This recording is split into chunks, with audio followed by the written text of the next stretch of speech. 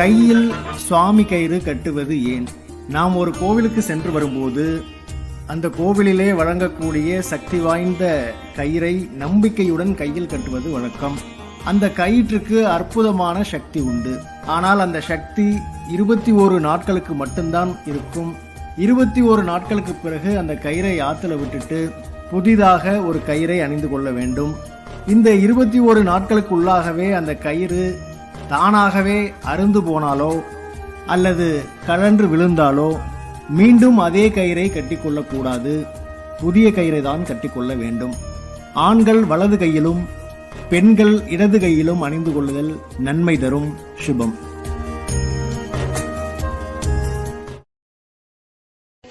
உனக்கு பிரச்சனை இல்லாத வாழ்க்கை வேணுமா?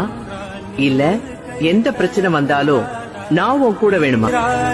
கண் கொண்டாய் ஒரு கண்யனை பாரா